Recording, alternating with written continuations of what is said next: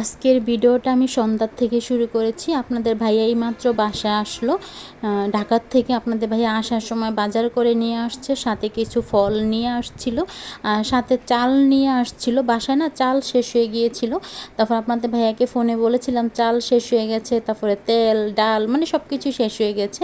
তা আপনাদের ভাইয়া আসার সময় বাজার করে নিয়ে আসছে, সাথে কিছু ফল নিয়ে আসছে, মানে 3 ভাগে করে নিয়ে আসছিল। তার জন্য বললাম মালটা আনার সাথে সাথে কমলা, তারপরে আপেল, তারপরে কিন্তু শসা নিয়ে আসছিল, আবার কিছু কাঁচা বাজারও নিয়ে আসছিল। এগুলো আলাদা ব্যাগে ছিল, আমার ক্যামেরা করতে মনে ছিল না। কাঁচা বাজার বলতে আপনাদের ভাইয়া সিম নিয়ে আসছিল, দুল, তারপরে কচুর মুখি মানে কচুর সরা বা ঘাটি যেটাই বলুন ওগুলো নিয়ে আসছিল, সাথে টমেটো নিয়ে আসছে, কাঁচামরিচ নিয়ে আসছে। আমি না এগুলো ক্যামেরা করতে মনে ছিল না, মানে আবার সাথে একটা মুরগি নিয়ে আসছিল, যেহেতু বাসায় রান্না করার মতো কিছু ছিল না, তার জন্য কিন্তু এখন আমি মুরগিটা কেটে ধুয়ে তারপরে কিন্তু আমি অফ ক্যামেরায় কেটে নিয়েছিলাম। মুরগি কাটার ভিডিও শেয়ার করে নিয়ে আপনাদের সাথে। দেখুন রাইস কুকারে ভাতটা রান্না করে নিয়েছি, ভাতটা হয়ে গিয়েছে, তার জন্য এখন ভাতের রাইস কুকারটা মানে আলাদা জায়গায় সরিয়ে রাখছি। আর কারেন্টের চুলায় যেহেতু রান্নাটা করব, তার জন্য কিন্তু কারেন্টের চুলাটা আমি মুছে নিয়েছি, সাথে কিন্তু আমি কড়িয়া বসিয়ে দিয়েছি।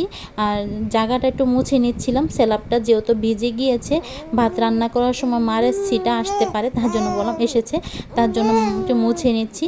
তা আমি তো এখন ভিডিওতে ভয়েসটা দিচ্ছি, আমার সাথে কিন্তু আমার ছেলেও কথা বলার চেষ্টা করছে। মানে আমি যখন না ভিডিওতে কথা বলি, ওনা কথা বলার জন্য আমার মোবাইলটা মানে আমার হাতটা টেনে নিয়ে যায় কথা বলার জন্য। আসসালামু আলাইকুম everyone, welcome to back to my channel. দূরে কাছে যে যেখান থেকে আমার ভিডিওটা দেখছেন, আশা করি আল্লাহর রহমতে সবাই ভালো আছেন। আলহামদুলিল্লাহ, আপনাদের দোয়া এবং ভালোবাসা আমরাও ভালো আছি। প্রতিদিনের মতো আমি আরও একটি ভিডিও নিয়ে হাজির হলাম। আজকের ভিডিওটা সন্ধ্যার থেকেই শুরু করেছি, আর সাথে আমি রেসিপি শেয়ার করব আপনাদের সাথে। আপনাদের ভাইয়া না ডিমওয়ালা যে মুরগিগুলো থাকে না, কক মুরগি, ওই ডিমওয়ালা একটা মুরগি নিয়ে আসছিল। আমি না মানে ডিম সিদ্ধ করে নিয়েছিলাম রান্না করার জন্য। পরে আপনাদের ভাইয়া বললো যে ডিম রান্না করা লাগবে না, ডিমগুলো রেখে দেওয়ার জন্য, তাই আমি রেখে দেবো।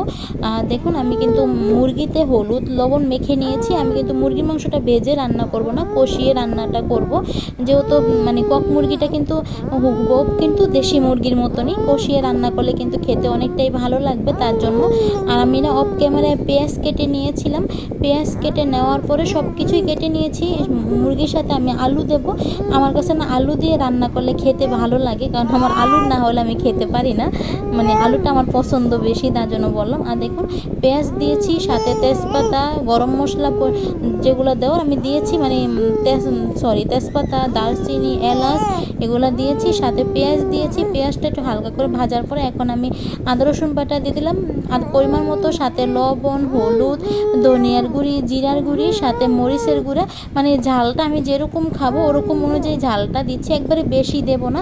কেউ চাইলে যার যার পরিমাণ মতো আপনারা দিতে পারেন ঝালটা। আবার যদি একবারে বেশি ঝাল খেতে ইচ্ছে করে তাহলে কিন্তু কাঁচা মরিচ বা শুকনো মরিচ দিয়ে দিলে পারেন, মানে রান্না করার সময়। আর দেখুন মশলাটা আমি এখন কষিয়ে নেব, কিছুক্ষণ ভালো মতো মশলাটা কষিয়ে নিয়েছি। কষিয়ে নেওয়ার পরে এখন আমি কিছুক্ষণ কষিয়ে নেব, তারপরে কিন্তু আমি মুরগির মাংসগুলো দিয়ে দেবো।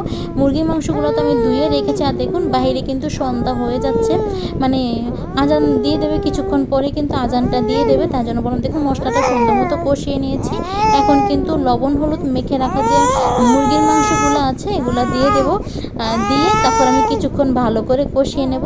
আমি প্লিজ সবার কাছে ক্ষমা চেয়ে নিচ্ছি, যেহেতু আমি এখন ভিডিওতে কথা বলছি না, আমার ছেলেটাও না মানে কথা বলার চেষ্টা করছে। যেহেতু বাসায় আমি ওকে নিয়ে একা থাকি, তার জন্য কিন্তু ওর সাথে বসেই কিন্তু আমাকে ভিডিওতে কথা বলতে হয়। আর আমার ছেলে না দিনে তেমন একটা ঘুমায় না, মানে বাহিরে অনেক শব্দ হয় তো, গাড়িটার শব্দ থাকে, ওনা উঠে যায়, বেশি একটা ঘুমাতে চায় না, তার জন্য বললাম। প্রচুর ত্যক্ত করে, তার জন্য ওকে কোলে নিয়ে বসে থাকতে হয়। আর আমি যদি থাকি তাহলে দেখা যাচ্ছে খেলা করে, তা নাহলে কান্নাকাটি শুরু করে দেয়, তার জন্য বললাম। দেখুন ঢাকনা দিয়ে মুরগির মাংসটা আমি কষিয়ে নেব, সাথে না আমি 2-3-4টা শুকনো মরিচ দিয়েছিলাম। মানে যে প্রথমেই তো বললাম যদি কেউ ঝাল খেতে চায় তাহলে কিন্তু শুকনো মরিচ দিলেও হয়ে যায়, মানে দেয় অনেকে, তার জন্য বললাম। এখন কিন্তু মুরগিটা ভালো মতো কষিয়ে নেব, যেহেতু কক মুরগি মানে খেতে কিন্তু দেশি মুরগির মতোই লাগবে, তার জন্য বললাম। দেশি মুরগিও তো আমরা কষিয়ে রান্না করি, কেউ তার ভেজে রান্না করি না, তার জন্য কিন্তু ভালো মতো কষিয়ে অনেকটা সময় নিয়ে কিন্তু কষিয়ে রান্না করব। আর আমি কারেন্টের জগে পানি গরম বসিয়ে রেখেছি, মানে পানি গরমটা হয়ে গেলে যাতে কষানোর পরে যাতে ঝোলটা দিতে পারি। আর আমি না অফ ক্যামেরায় তরকারিগুলো সব আমি নর্মালে রেখেছিলাম। আরেকটা কথা বলতে ভুলে গিয়েছি, আপনাদের ভাইয়া সাথে লেবু নিয়ে আসছিল। আমি না এগুলো ক্যামেরা করতে ভুলে গিয়েছিলাম, মানে ক্যামেরা অন করেছি কিন্তু পরে দেখেছি ক্যামেরা হয়নি। সাথে না আমি রসুন দিয়েছি। অনেককেই দেখি, অনেক দিদিভাইদেরকে, অনেক আপুদেরকে দেখি ওনারা মাংস রান্না করার সময় মানে আস্ত রসুন দেয়, গোটা রসুন। আমি না একটা বড় রসুনকে অর্ধেক করে দিয়েছি, যেহেতু খাওয়ার পরে ভিডিওতে বয়সটা দিচ্ছি। রসুনটা কিন্তু খেতে অনেকটাই ভালো লেগেছে। আর মুরগির মাংসটা কিন্তু সুন্দর মতো কষিয়ে নিয়েছি। মুরগির মাংস কিন্তু সিদ্ধ হয়ে গিয়েছে, বাকিটা কিন্তু আলুর সাথে এসে যাবে, তার জন্য কিন্তু আলুটা দিয়ে দিলাম। আলুটা দিয়ে আমি কিছুক্ষণ ভালো মতো নেড়ে চেড়ে মিশিয়ে তারপর ঢাকনা দিয়ে কষিয়ে নেব। আমি না আজকে আলু ভেজে দেইনি, আলুটা এভাবে কষিয়ে রান্না করব। আর মুরগির মাংসর সাথে গরুর মাংসর সাথে কিন্তু আলু না দিলে খেতে ভালো লাগে না। আপনাদের ভাইয়ারও পছন্দ আলু, আমারও পছন্দ আলু, তার জন্য কিন্তু আলুটা দিয়েছি, মানে আমরা আলুটা দিয়ে রান্নাটা করছি, তার জন্য বললাম। আর দেখুন এখন কিন্তু ভালো মতো নেড়ে চেড়ে মিশিয়ে নিয়েছি। এই পর্যায়ে ঢাকনা দিয়ে আমি কষিয়ে নেব, যাতে আলুটাও যাতে কষানো হয়ে যায়। দেখুন সুন্দর মতো কষানো হয়ে গিয়েছে। এখনও কিন্তু রান্না করা মাংস খাওয়া যাবে, মানে এভাবেও কিন্তু কষিয়ে তারপর কিন্তু খাওয়া যাবে। মাংস কিন্তু সিদ্ধ হয়ে গিয়েছে, সাথে আলুও কিন্তু সিদ্ধ হয়ে গিয়েছে। তারপর আমি পরিমাণ মতো ঝোল দেবো, যেহেতু আমি একটু ঝোল ঝোল রাখবো, একবারে শুকনো রান্না করব না, একটু ঝোল না হলে খেতে ভালো লাগবে না, তার জন্য কিন্তু ঝোল দিয়ে দিচ্ছি পরিমাণ মতো। একবারে বেশি পানি দিচ্ছি না, যেহেতু আমি বেশি একটা ঝোল রাখবো না, তার জন্য। জানি আমার থেকে আপনারা রান্নার বিষয়ে অনেক ভালো জানেন, তারপর আমি যতটুকু মানে জানি তাই আপনাদের সাথে শেয়ার করি। আমি যেভাবে বাসায় রান্না করি ওইভাবেই কিন্তু আপনাদের সাথে শেয়ার করি ঘরোয়া রান্নাটা।